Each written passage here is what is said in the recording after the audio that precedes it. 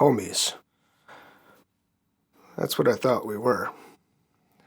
Not like somebody who likes to sit at home, like that kind of homie. Well, let's talk about that.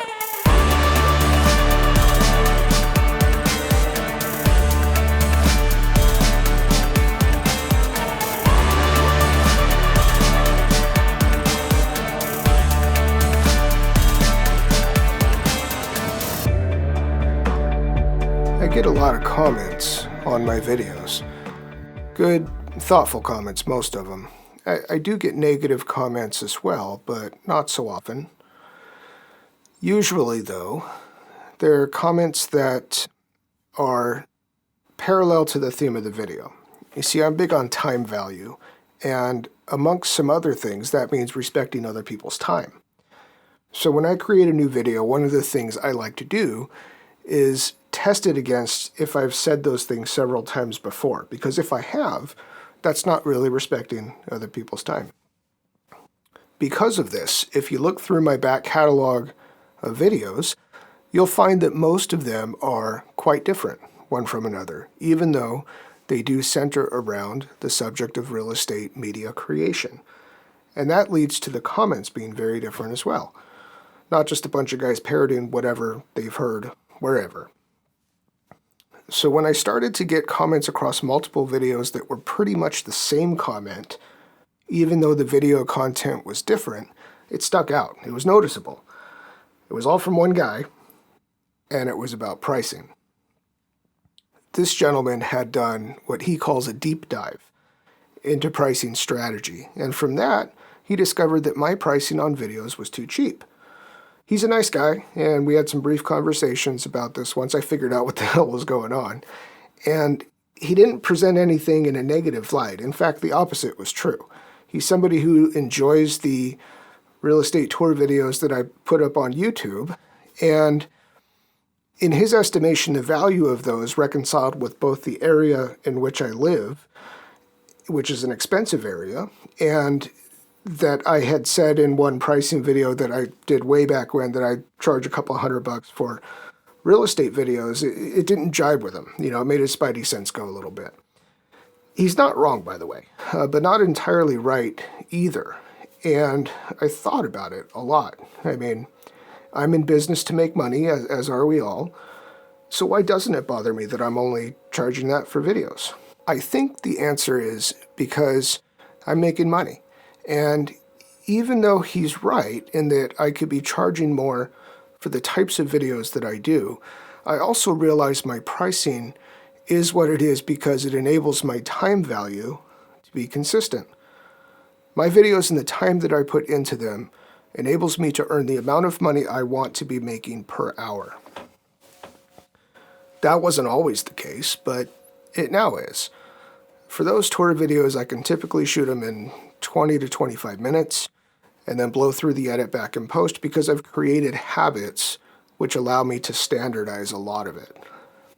Just arbitrarily looking at what others in the area charge for property videos only gives you a little glimpse of the whole picture. You don't know how much time they spend on site. You don't know how much time they spent in the editing room in post. You don't know if they had an employee go out there and shoot it, and therefore they have to pay that employee. And they still need to make a profit on top of that. And so there are a lot of variables, and you just don't know all of them when you're researching this kind of stuff. Okay, so let's say I could charge another $100 for a tour video, and I probably could. I would still be making the same amount per hour as I do now because I would instead take that opportunity to produce a better video, not just keep doing things the same way and pocket the difference. You see, my current strategy is a lot like a company who is able to build finer products than they do, but they're trying to hit a price point. And what this gentleman doesn't know is that a couple years ago when I was working on pricing at that time, I surveyed a lot of my top clients and asked them about different services as well as marketing budgets. Now, I know the obvious retort to this is, well, Of course they only told you some cheap number for everything because that's all they want to pay. And trust me, if I'd caught even a whiff of that, I would have shut down that strategy in a hurry. But I didn't. Interestingly, between multiple agents for multiple firms specializing in different areas of my market, one number kept coming up, $500. Of course, though, they want everything for that, but $500 is what they'd like to spend to market a typical listing. So we're not talking about the giant luxury homes here. I've billed out north of $2,000 for shooting some of those. No, we're talking about the 2,000 square foot, you, me, everybody, 3 to 4 bedroom tract homes. In California, they're like cockroaches. That's most of what we've got are those. $500. So how do I offer a complete marketing package for $500, which is around what my typical invoice is, by the way? And more importantly, how do I make the time value, the dollars per hour that I want to make?